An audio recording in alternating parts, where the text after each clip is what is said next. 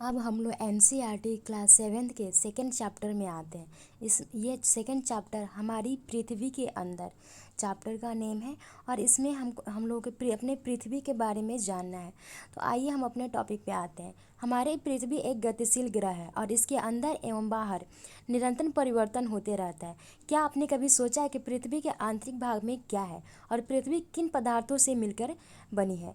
तो आइए हम लोग अपने टॉपिक पे आते हैं। पृथ्वी का आंतरिक भाग। पृथ्वी के जैसे कि एक प्याज की तरह पृथ्वी भी एक के ऊपर एक संकेंद्रीय परतों से बनी होती है और पृथ्वी की सतह की सबसे ऊपरी परत को परपट्टी कहते हैं।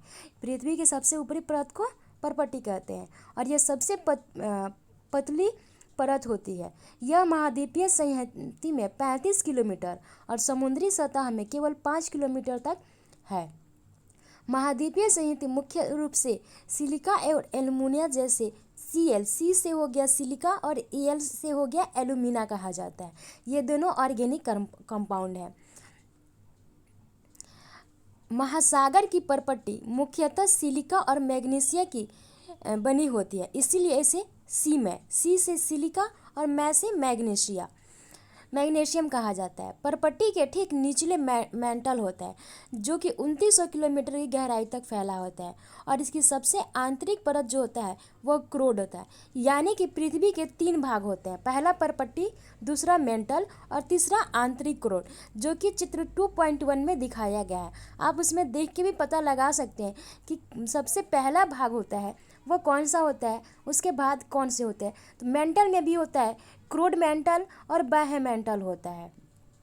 ठीक, नेक्स्ट है चित्र 2.2 में दिया गया है महाद्वीपीय परपट्टी और महासागरीय परपट्टी। तो इसमें देख सकते हैं कि महासागरीय परपट्टी कौन है और महाद्वीपीय परपट्टी कौन है। महाद्वीप के पास के जो परपट्टी होती है उसको महाद्वीपीय परपट्टी कहा जाता है और महासागर के पास के जो परपट्टी होती है उसको महासागरीय परपट्टी कहा जाता है। साइड में दिया हुआ है, क्या आप जानते हैं विश्व की सबसे गहरी खान दक्षिण अफ्रीका में स्थित है एवं इसकी गहराई लगभग 4 किलोमीटर तक है और तेल की खोज में इंजीनियर 6 किलोमीटर की गहराई तक खोद चुके हैं। और पृथ्वी के केंद्र तक पहुंचने के लिए, जो बिल्कुल असंभव है, आपको समुद्र की सतह से 6000 किलोमीटर गहराई तक खोदना होगा। यह समुद्र की सतह है, तो सोचिए कि पृथ्वी की सतह से वह कितनी गहरी होगी। अब आते हैं नेक्स्ट, जिसकी त्रिज्या लगभग 3500 किलोमीटर है। जो आंतरिक कोड होता है वो उसकी त्रिज्या 3500 किलोमीटर है और जो मेंटल होता है उसकी 2900 होता है और जो परपट्टी होती है उसकी 35 किलोमीटर होती है। तो जो आंतरिक रोड है उसकी 3500 किलोमीटर होती है और यह मुख्यतः निकेल और लोहे से बनी होती है, जिसे नीफ है। नी से निकेल और फे से फेरस कहते हैं। केंद्रीय कोड का तापमान एवं दाब काफ़ी उच्च होता है, यानी कि ताप भी उच्च होता है और दाब भी उच्च होता है। अब आते हैं सैल और खनिज में। पृथ्वी की परपट्टी अनेक प्रकार की सैलों से बनी होती है। पृथ्वी की परपट्टी बनाने वाले खनिज पदार्थ के किसी भी प्राकृतिक पिंड को सैल कहते हैं। सैल विभिन्न रंग, आकार एवं गठन की हो सकती है।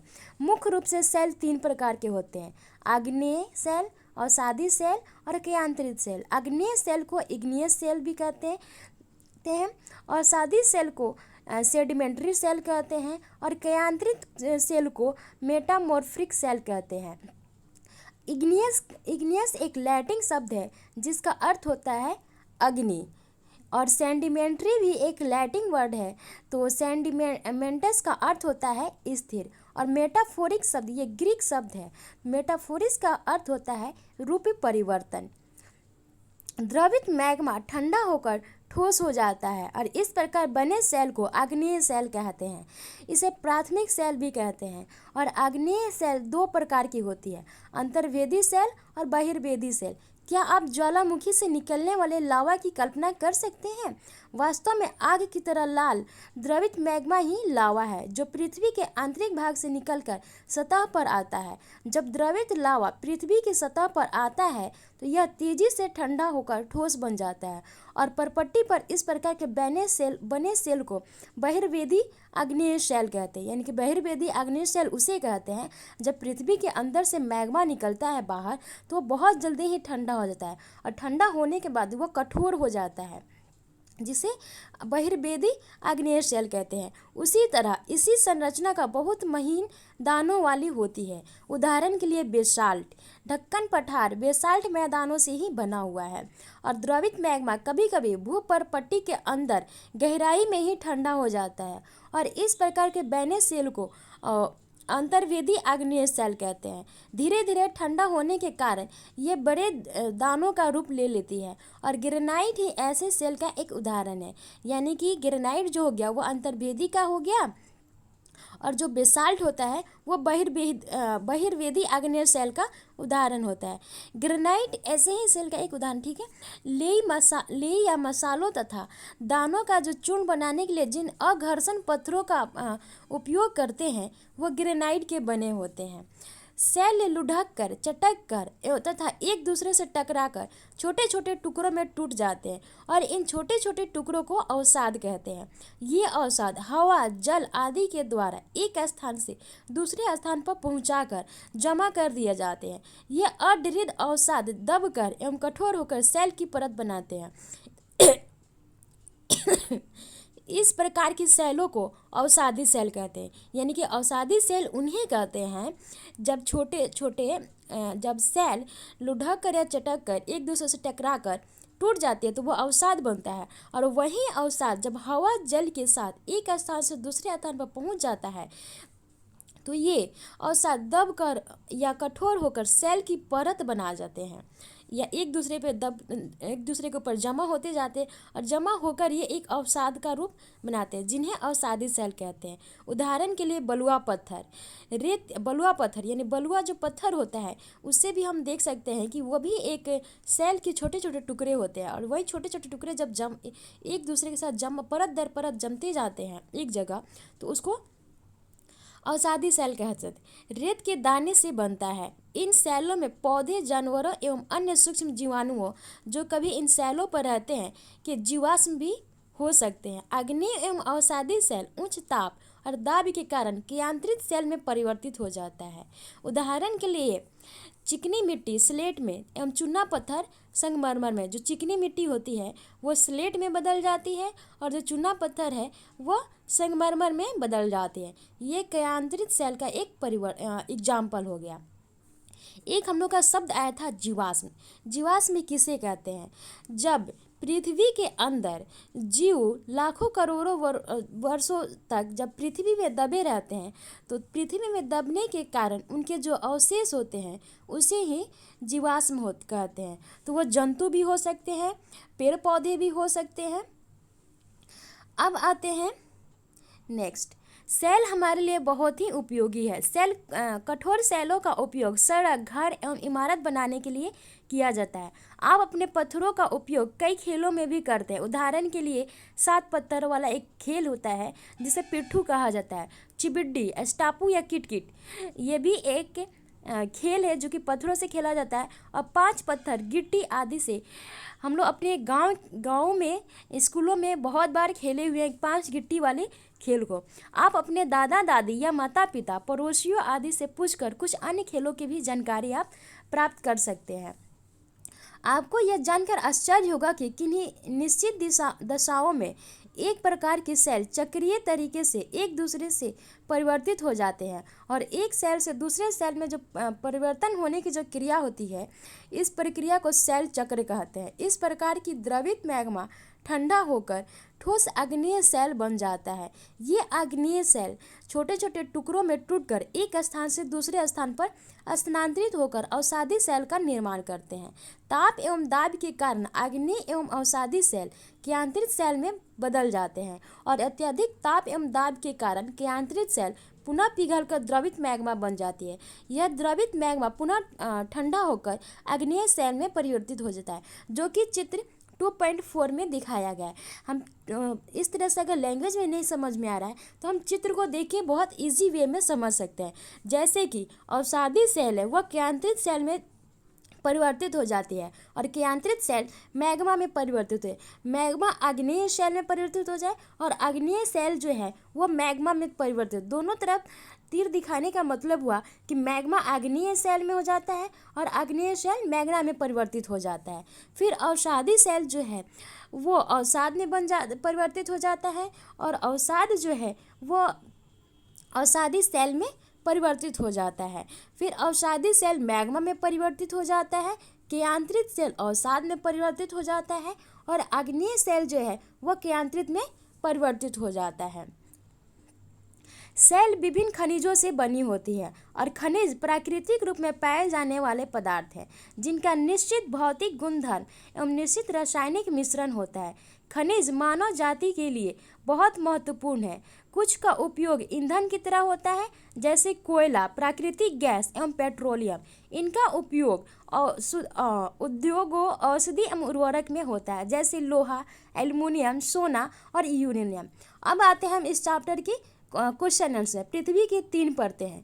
पृथ्वी की 3 परतें क्या हैं? पृथ्वी की 3 परतें हैं। पहला मेंटल, दूसरा क्रोड और आंतरिक। पहला हो गया परपट्टी, दूसरा हो गया मेंटल और तीसरा हो गया आंतरिक कोड। अब आते हैं सेल क्या है। पृथ्वी की परपट्टी बनाने वाले खनिज पदार्थ के किसी भी प्राकृतिक पिंड को सेल कहते हैं। सेल अनेक रंगों में हो सकते हैं। नेक्स्ट क्वेश्चन है, 3 प्रकार की सेलों के नाम लिखे। 3 प्रकार का सेल, पहला हो गया आग्नेय, दूसरा अवसादी और तीसरा केंद्रित। बहिर्वेदी और अंतर्वेदी सेल का निर्माण कैसे होता है? तो बहिर्वेदी सेल का निर्माण जब मैग्मा पृथ्वी के अंदर से निकलकर बाहर की ओर जाती है तो वह बहुत जल्दी ही कठोर हो जाती है या ठोस में परिवर्तित हो जाती है, तो उस प्रकार बहिर्वेदी का निर्माण होता है। और अंतर्वेदी सेल, जब पृथ्वी के अंदर लावा जब लावा गर्म होता है तो कुछ लावा ऐसे होते हैं जो पृथ्वी के अंदर ही ठंड होकर ठोस पदार्थ में परिवर्तित हो जाते हैं। इस प्रकार के सेल को अंतर्वेदी सेल कहते हैं। सेल चक्र से आप क्या समझते हैं? सेल चक्र एक सेल का दूसरे सेल में परिवर्तन होने की प्रक्रिया को सेल चक्र कहते हैं।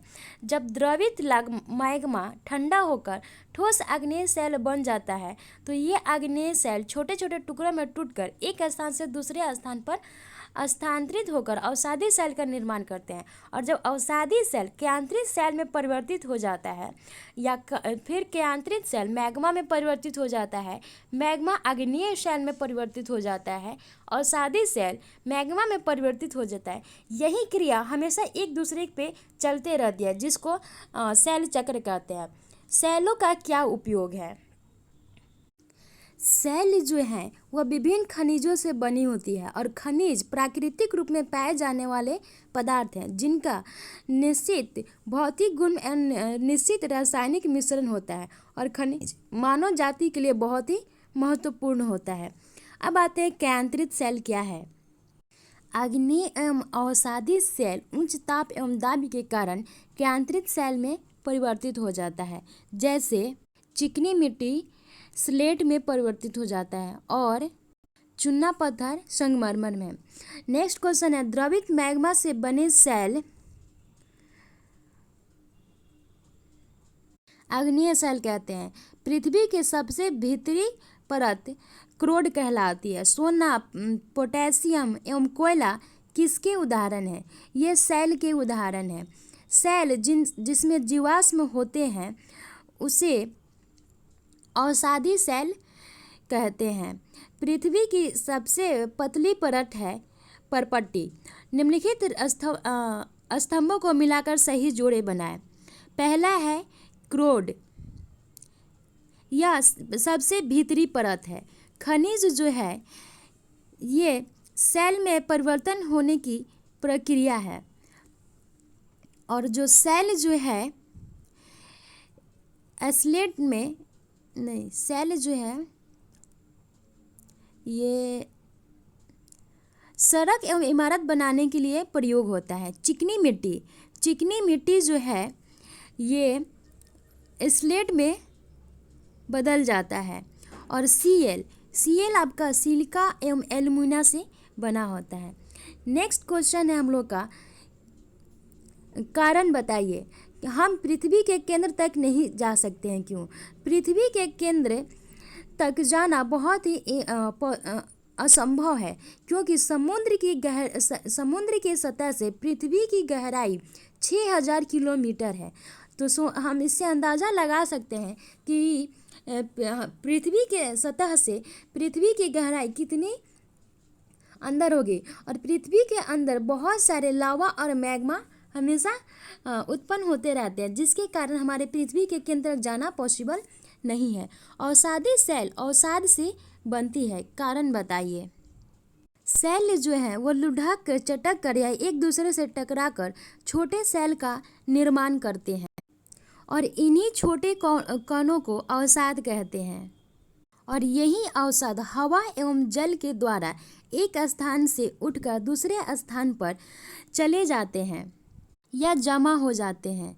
और जमा होने के बाद परत दर परत यही अवसादें जमा होती जाती, और यही अवसाद दबकर एवं कठोर होकर अवसादी सेल का निर्माण करते हैं। चूना पत्थर संगमरमर में बदलता है क्रियान्त्रित सेल के कारण। इस प्रकार हमारा क्लास से 7th का सेकेंड चैप्टर कंप्लीट हुआ। नेक्स्ट चैप्टर के लिए हम लोग नेक्स्ट वीडियो में मिलेंगे। तब तक के लिए थैंक यू, बाय बाय।